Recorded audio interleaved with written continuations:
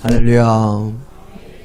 오늘 주님의 말씀을 듣고 그 말씀을 따라 살아가겠다 하는 다짐을 가지고 하나님 앞에 나온 우리 야송의 모든 믿음의 식구들 한 사람 한 사람의 심령 위에 우리 구주 예수 그리스도의 크고 놀라우신 사랑하심과 성령 하나님의 인도하심이 지금부터 영원까지 늘 함께 하시기를 주님의 이름으로 축원합니다. 오늘은 세계의 모든 개신교 교인들이 함께 지키는 종교개혁 주일입니다. 마틴 루터가 이 당시에 부패한 종교 권력자들의 모습에 반기를 들고 그들의 잘못에 대한 토론 주제 95가지를 비텐베르그 성당 정문에 게시한 것을 시작으로 마틴 루터의 종교개혁이 시작되었고 온갖 어려움 가운데에도 끝까지 굴하지 않고 자신의 믿음을 밀고 나갔더니 마침내 로마의 교황의 통제에 따르지 아니하는 새로운 기독교, 바로 이 개신교가 탄생하게 되었습니다. 그로 인해서 프로테스탄트 개신교의 개신교도들도 탄생하게 된 것이지요. 이렇게 개신교의 출발점이 된 비텐베르크 성당에 95개조의 논제를 부착한 계시한 날이라고 알려진 날이 10월 31일이요. 그날과 가장 가까운 10월의 주일을 종교개혁 주일로 지키고 있습니다. 루터의 종교개혁은 올바른 믿음을 향한 열정이요, 올바른 신앙생활과 구원을 향한 열망에서 시작한 것이었습니다. 루터는 친구와 함께 시내에 놀러 가다가 갑자기 옆에서 벼락이 내리치는 것을 보고는 두려워서 하나님 용서해 주십시오. 하나님 용서해 주시면 저는 주님의 일에 제 삶을 드리겠습니다. 그리고 났더니 갑자기 이 친구가 놀러 갈 때 갑자기 구름이 몰려오고 번개가 쳤는데 기도하고 났더니 또 갑작스럽게 하늘이 개이고 번개치던 것이 사라집니다. 그래서 친구는 세상으로 갔지만 루터는 수도원으로 들어가서 그때부터 수도원에서 생활하면서 지냈습니다. 그러니까 루터는 번개치는 모습에 저 번개의 한순간에 나도 죽을 수 있겠다. 그러면 나는 구원받을 수 있을까 하는 그런 생각에서부터 시작을 해서 수도원 생활을 했기 때문에 그의 수도원 생활의 가장 큰 화두는 늘 회개와 구원이었습니다. 그렇게 수도원 생활을 하던 그가 이 수도원에서 시간이 오래되고 또 학식도 쌓고 하다 보니까 사람들에게 가르치는 일들도 하게 됐는데 어느 날 보니까 교회의 가르침에 제대로 따르지 않는, 수도원의 가르침에 제대로 따르지 않는 성도들이 생겨났습니다. 왜 그러느냐 하고 물었더니 그 사람이 품에서 딱 꺼내서 암행어사 마패처럼 딱 꺼내서 보여주는 것이 나는 면죄부 샀습니다. 돈 주고 면죄부 샀으니까 나는 어떻게 됩니까? 죽으면 천국 갑니다. 그러니까 이 세상에서 면죄부 있으니까 무슨 짓을 하든지 아무리 나쁜 짓을 해도 그 면죄부로 인해서 벌을 받지 않고 천국 간다. 이 면죄부가 우리 번역될 때는 면죄부라고 번역이 됐지만 그 원어를 보면 면벌부라는 거 오히려 더 원어의 뜻에 가깝습니다. 벌을 면한다는 거지요. 아무리 죄를 지어도 벌을 받지 않는다는. 루터가 제일 처음에 수도원 생활을 뭘로 시작했다고요? 번개 칠 때 두려워서. 자신이 이대로 죄를 지은 게 있으니까 지옥 가면 어떻게 하는가. 그것 때문에 두려워서 수도원 생활을 시작했고 하나님의 일을 하기 시작했는데 저 사람들은 면죄부 하나 샀다고 마음대로 행하고 있으니까 이건 아니다 싶은데 그걸 가지고 기도하다 보니까 그의 마음속에 들려오는 음성, 의인은 오직 믿음으로 말미암아 살리라. 로마서 1장 17절의 말씀이기도 하고 하박국서 2장 4절의 말씀이기도 합니다. 이 말씀을 받게 됐습니다. 이 말씀을 받고 나니까 의인은 믿음으로 말미암아 산다, 이것이 진리다 하고는 그냥 가만히 있을 수 없었습니다. 그래서 그는 95개라는 토론의 주제를 써서 비텐베르크 성당 정문에 게시하게 된 것이지요. 물론 그렇게 붙이는 것이 그 당시의 풍습이었다고 합니다. 누군가와 토론할 것이 있으면 토론 내용을 적어서 이거 가지고 우리 토론해 봅시다 하고 성당이나 대학 정문에 붙이는 것이 그 당시의 풍습이었기 때문에 거기에 따라서 루터가 행동한 것인데, 그것이 종교개혁의 출발점, 시발점이 된 것이지요.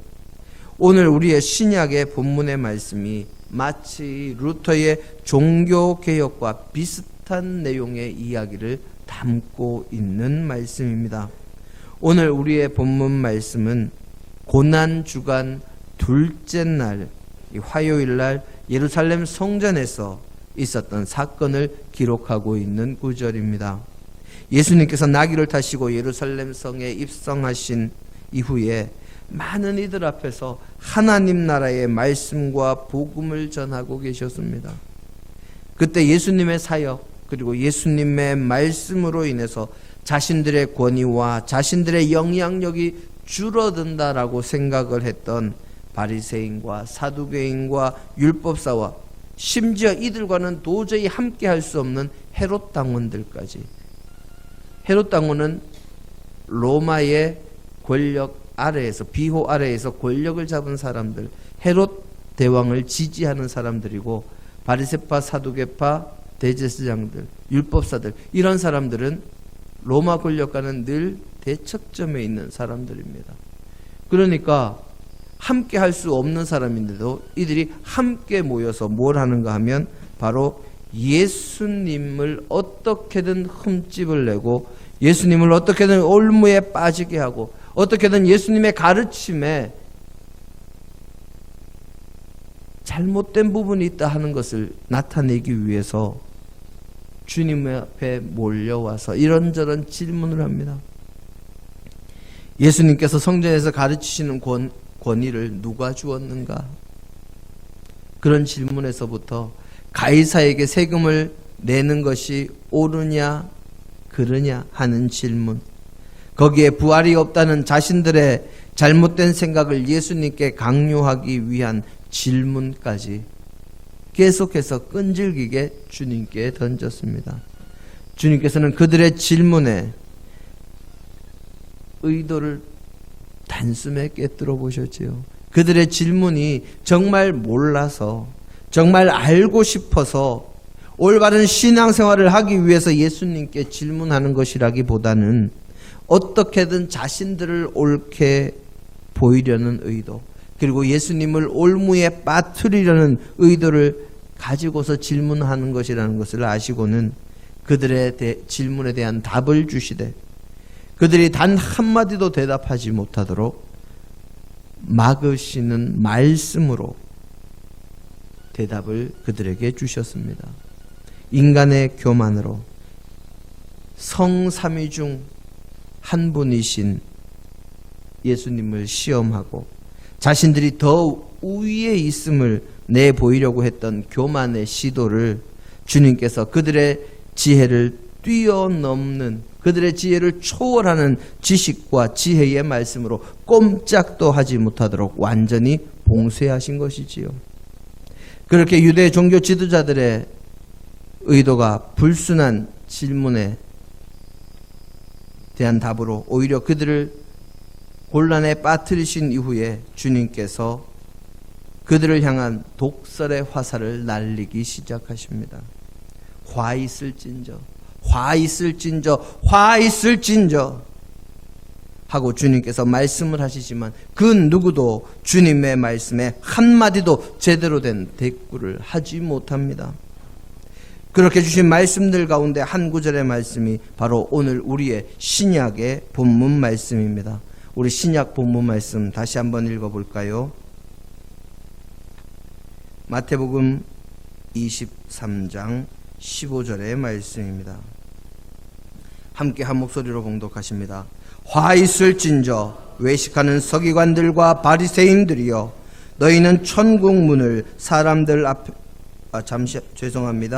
바리새인, 너희는 교인 한 사람을 얻기 위하여 바다와 육지를 두루 다니다가 생기면 너희보다 배나 더 지옥 자식이 되게 하는도다. 아멘.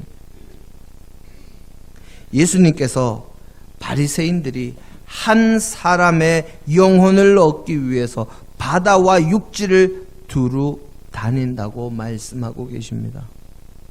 정말 이 부분은 우리가 본받아야 할 부분입니다. 그렇지 않습니까? 한 영혼을 얻기 위해서 온 바다를 두루 다니고 온 산을 두루 돌아다니고 이곳저곳을 다니면서 주님의 복음을 전하는 그 모습, 정말 주님께서 기뻐하시는 모습 아니겠습니까? 우리도 본받아야지요. 그렇게 열심을 내어서 영혼을 얻고 나면 문제는 여기에 있지요. 그 영혼을 자신들보다 배나 더 지옥의 자식으로 만든다고 주님께서 꾸짖고 계십니다. 영혼을 얻기 위한 그 열정만큼은 우리도 본받아야 하고 주님의 칭찬을 받을 만하지만, 그렇게 영혼을 얻고 나서 그 영혼을 배나 더 지옥의 자식으로 만들고 있으니 주님께서는 그것을 꾸짖고 계시지요. 그래서 화 있을진저 하고 말씀하시는 겁니다. 오늘날 이단과 마틴 루터 시대의 종교 권력자들과 예수님 당시의 유대의 종교 지도자들의 이 공통점이 바로 이것입니다.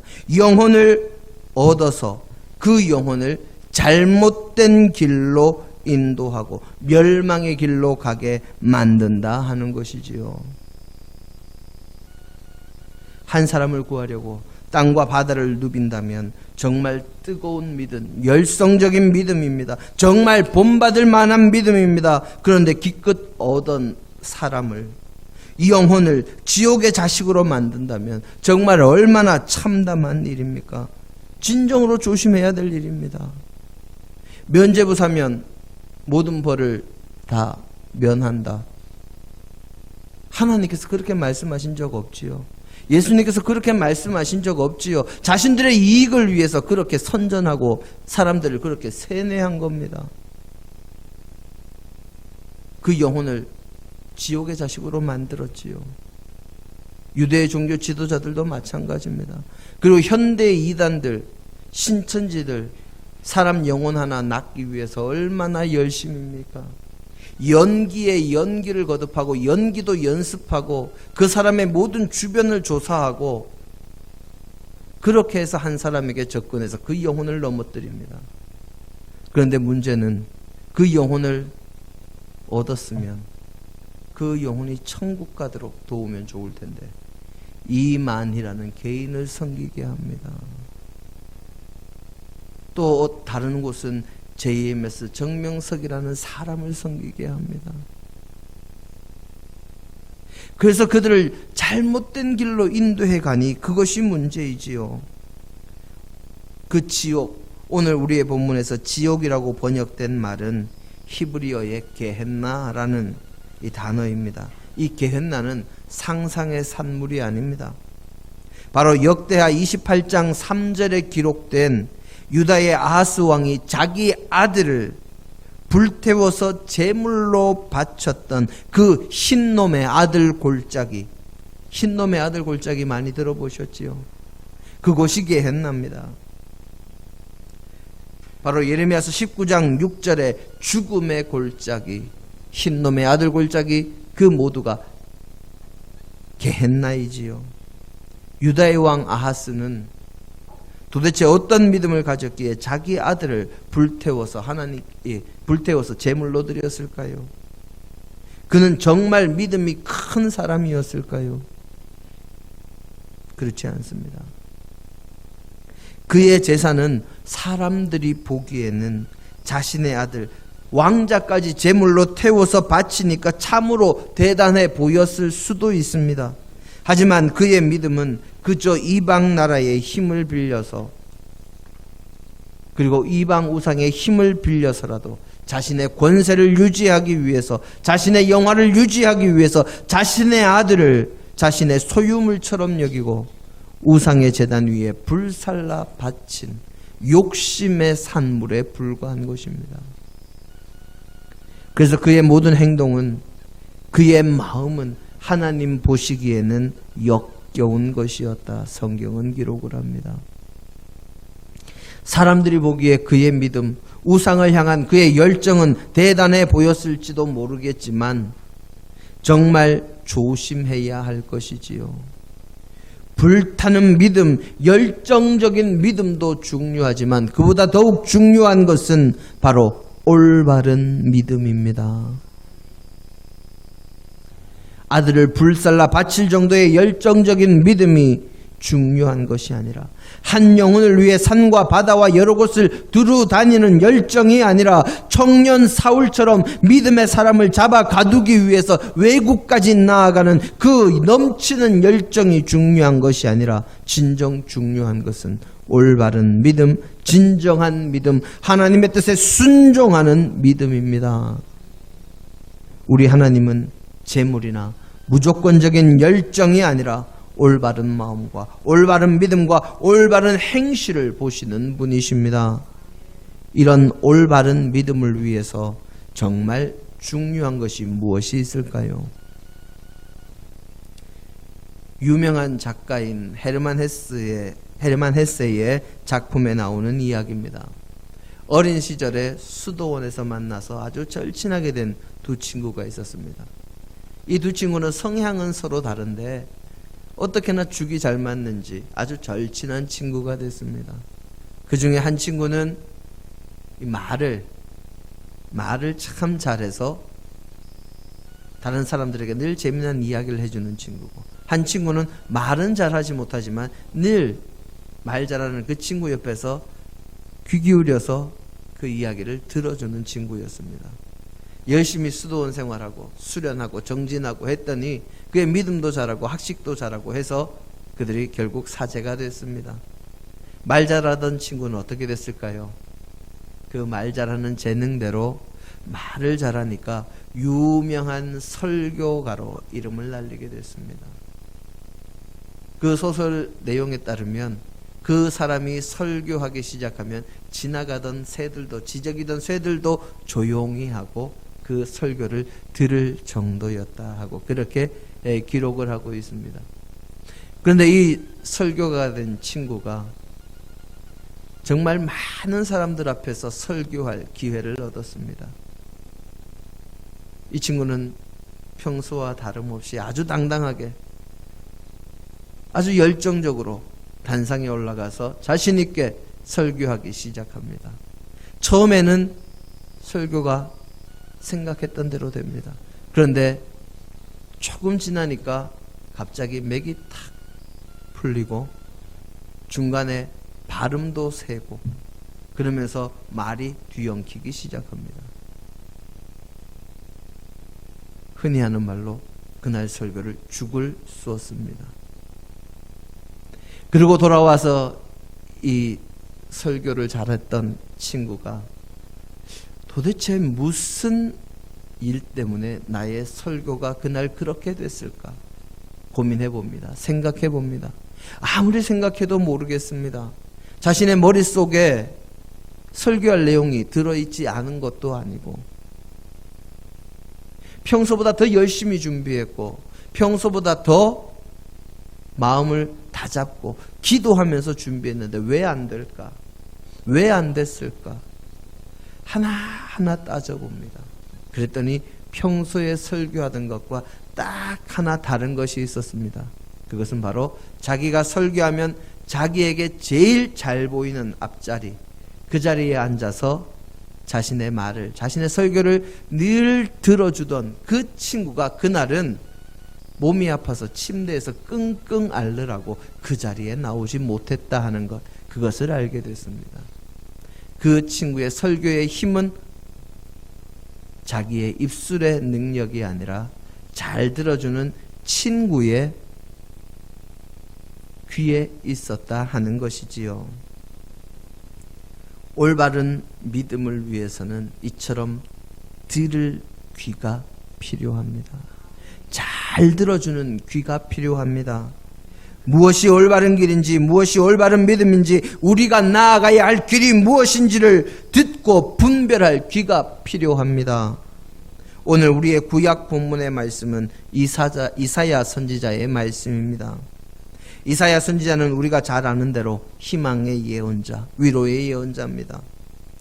그가 이스라엘을 향해서 심판을 예언하기도 했지만 그의 메시지의 가장 중요한 부분은 패망한 이스라엘을 위한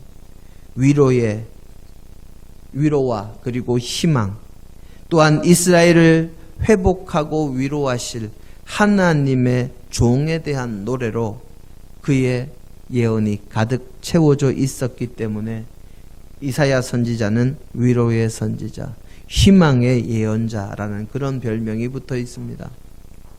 그가 전한 말씀 가운데 하나님의 종, 바로 메시아에 관한 노래가 4개가 이 이사야서에 있는데, 오늘 우리의 본문의 말씀은 그 가운데 3번째 노래 가운데 한 구절입니다.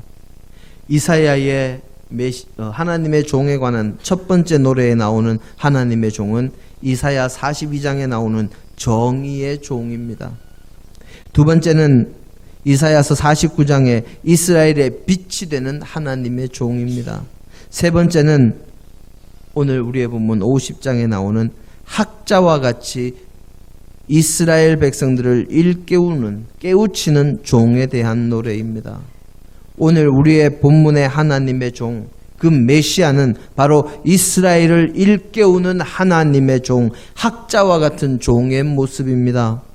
이사야는 역사에 희망을 주는 주의 종은 학자와 같다고 이야기합니다. 그러면 학자는 어떤 사람일까요? 학자는 가르쳐야 하니까 말을 잘하는 사람일 것이니 입이 제일 중요하지 않을까 생각을 합니다. 그런데 이사야는 그렇지 않다고 합니다. 학자는 가르치기 전에 먼저 배우는 사람입니다. 말을 하기 전에 먼저 듣는 사람이 되어야 한다는 것이지요. 하나님께서 아침마다 내 귀를 열어주시지 않으면 내가 어떻게 들을 수 있겠습니까? 날마다 나를 깨우쳐 주지 않으시면 내가 무엇을 가르칠 수 있겠습니까? 우리 믿음의 사람들은 정말 조심해야 합니다. 하나님께서 우리에게 하나님의 말씀을 들을 귀를 주셨습니다. 그 말씀을 들을 귀가 막히면 말도 답답해지고 우리의 삶도 답답해지고 우리의 믿음과 우리의 구원도 답답해지고 더 이상 믿음의 진전이 있을 수가 없습니다. 그래서 로마서 10장 17절은 믿음은 들음에서 난다고 말씀하고 있지요. 우리가 하나님의 말씀을 제대로 듣지 못하면, 하나님의 말씀을 듣고 깨달아서 우리의 삶에 적용하는 그 학자의 귀를 가지지 못하면 우리의 믿음은 잘못된 길로, 그저 열정만 가득한 믿음으로 빠질 수밖에 없습니다. 하나님의 말씀에 기초한 믿음이 아니라 하나님의 말씀과 하나님의 뜻에 순종하는 데서 출발한 열정이 아니라 그저 앞뒤 모르는 천둥 멀구숭이 같은 좌충우돌하는 열정만 가득한 믿음의 대표적인 모습이 바로 청년 사울의 모습입니다. 청년 사울, 그가 얼마나 대단한 사람이었습니까? 그는 로마의 시민권을 가진 사람이었습니다. 지금은 그런 것이 좀 지나갔습니다만 예전에 우리나라 젊은 엄마들 사이에 원정 출산 붐이 일었던 적이 있습니다. 원정 출산을 하는 이유가 무엇이었습니까? 우리나라에서 가까운 미국 서민 괌에 가서 임신 기간의 마지막을 보내고 거기서 출산을 하면 미국은 국적을 주는 원칙을 속지주의, 그러니까 자기네 나라 땅에서 태어난 사람에게 주는 원칙을 가지고 있었습니다. 그래서 거기서 태어나면 그 사람은 미국 국적을 자동으로 취득하게 되니까 미국 국민으로 인정받도록 하기 위해서 원정 출산합니다. 미국은 그 부모가 어느 나라 사람이냐 따지지 않고 그 나라에서 태어나면 국적을 줍니다. 그런데 우리나라는 어떤가 하면 속인주의입니다.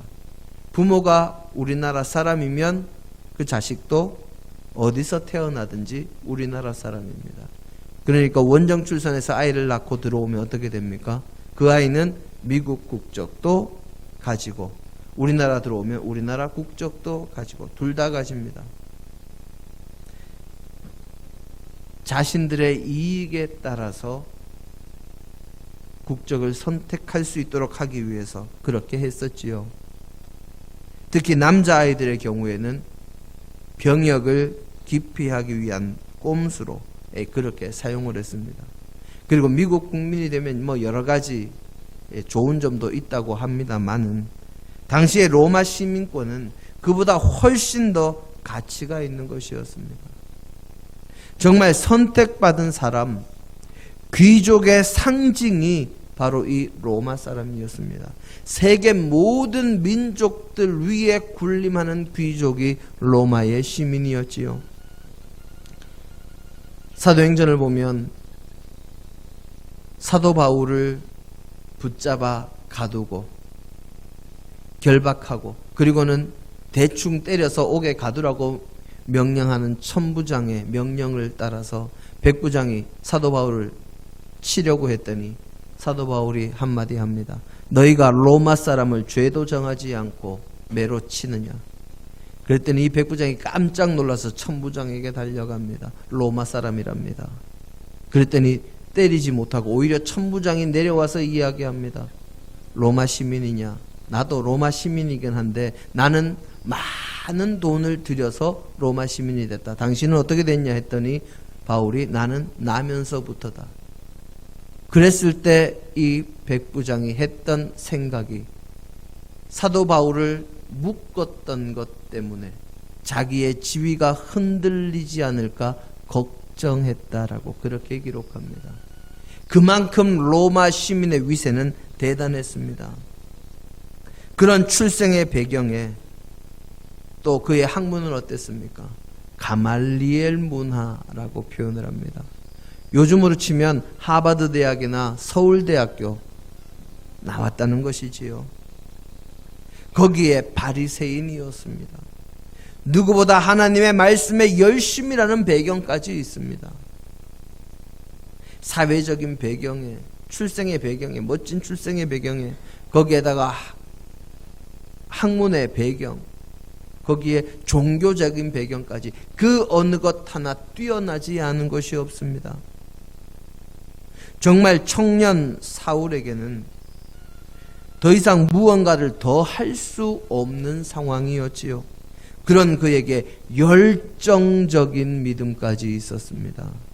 정말 사람들이 보기에는 대단한, 어찌할 수 없는, 무언가 더 해볼 수 없는 최고의 것을 다 갖춘 정말 최고의 신랑감, 그가 바로 청년 사울이었습니다. 그런 그가 주님을 만나고 완전히 변하지요. 주님의 음성을 듣고 진정한 하나님의 뜻이 무엇인지 알게 되고 그의 믿음이 변하여 하나님의 말씀에 순종하고 주님의 뜻에 순종하는 믿음의 사람이 되어서 올바른 믿음으로 주님을 전 세계에 전하는 복음의 사도 바울이 되었습니다. 주님의 말씀을 들음으로 그의 열정과 믿음의 올바른 변화가 찾아온 것이지요. 청년 사울뿐만 아니라 우리도 주님의 음성을 들으면 주님의 뜻에 순종하면 올바른 믿음의 길을 갈 수 있습니다. 그러면 어떻게 해야 주님의 음성을 듣고 주님의 뜻을 알고 올바른 길을 갈 수가 있을까요?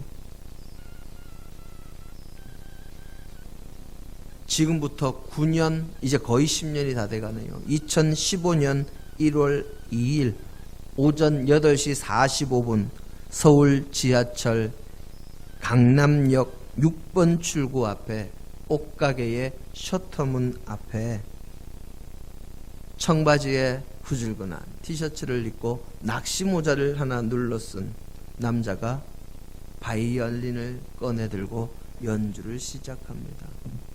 그 바이올린 케이스에는 일부러 사람들이 보고 던져 넣으라고 자기의 돈을 조금 5,000원짜리, 만원짜리, 1,000원짜리 이렇게 던져 놓았습니다. 그리고는 연주를 합니다. 그가 연주한 곡은 드라마 모래시계의 이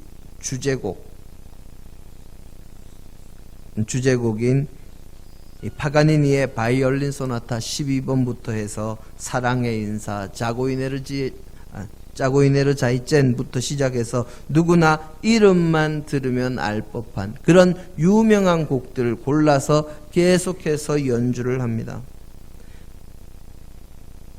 그런데 그의 바이올린 케이스에는 돈도 쌓이지 않고 사람들이 멈춰서 그의 연주를 듣지도 않고 모두 다 그냥 지나치기 바쁩니다.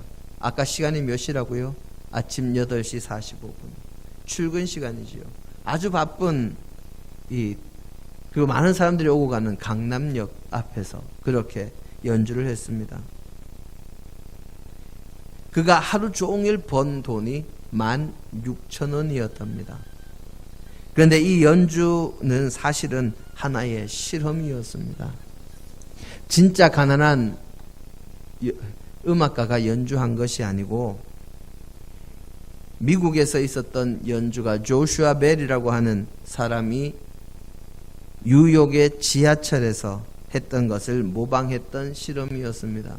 그 1월 5일, 2015년 1월 5일에 연주했던 연주자는 국내에서 최고의 바이올린 연주자로 손꼽히는 피호영 교수라는 분이었고 그분이 사용한 악기는 무려 70억짜리 스트라디바리우스였다고 그럽니다.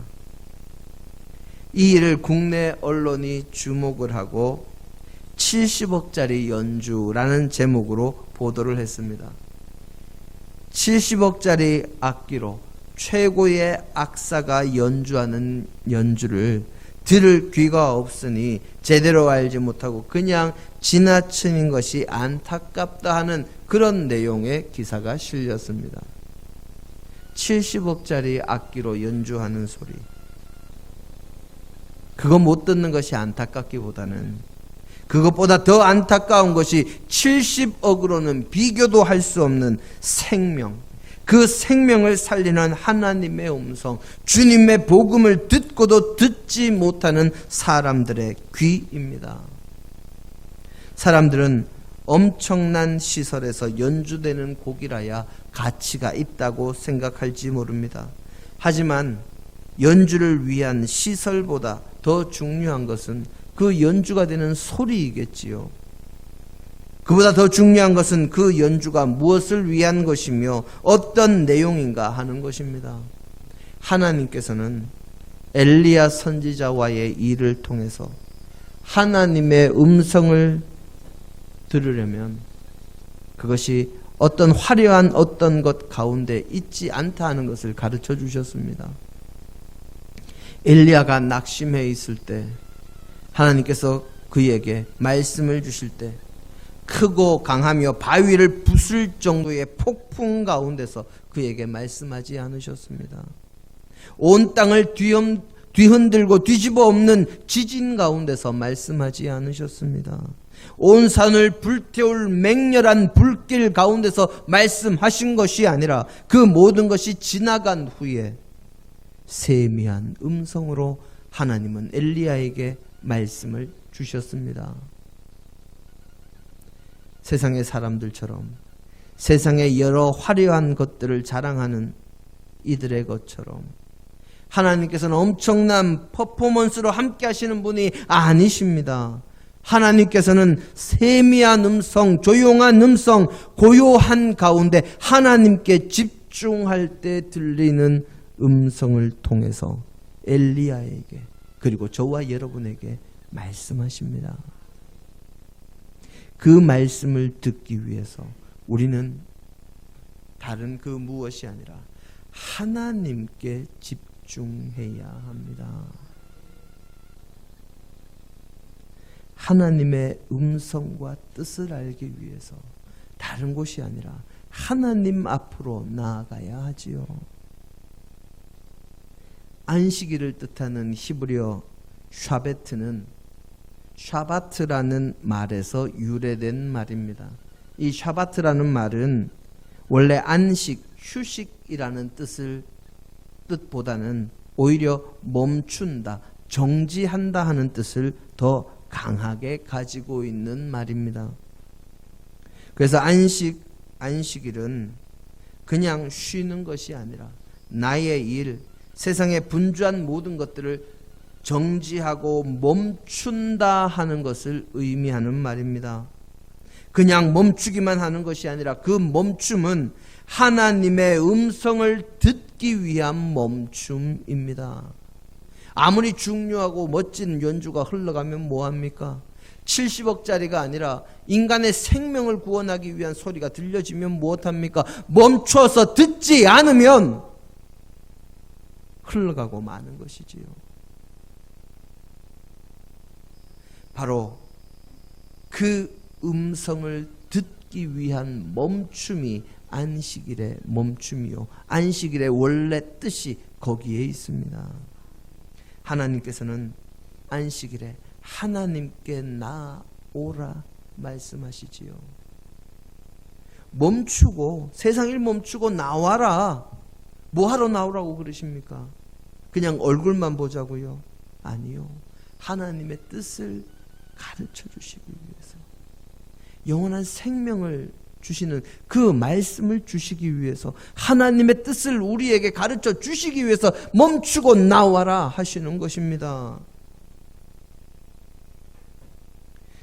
안식일은 세상의 일, 세상의 분주한 일, 6일 동안 내가 하던 모든 일 멈추고 그 분주한 것 정지하고 거기에서 벗어나서 하나님 앞에 나와 하나님의 음성을 듣는 날입니다. 그래서 그날이 복된 날이요, 그날이 복이 예비된 날입니다. 사랑하는 성도 여러분, 주님 앞에서 세상의 일을 멈추고 하나님의 말씀을 듣기 위해 힘쓰고 하나님의 뜻을 알기 위해 애쓰며 하나님께 찬양하는 예배에 최선을 다하는 것, 그것이 바로 학자의 귀를 가지고 하나님의 말씀을 온전히 듣고 하나님의 뜻을 바르게 알고 바르게 믿고 바르게 신앙생활하는 기초가 되는 것이요, 안식일 주님의 날에 우리가 해야 할 일입니다. 멈추어 듣기를, 멈추고 하나님 앞에 나아오기를, 그래서 하나님의 뜻을 알기를 기뻐하는 믿음의 백성이 되어서 올바른 믿음의 길을 걸어가는 저와 여러분이 다 되시기를 주님의 이름으로 축원합니다. 함께 기도하십니다.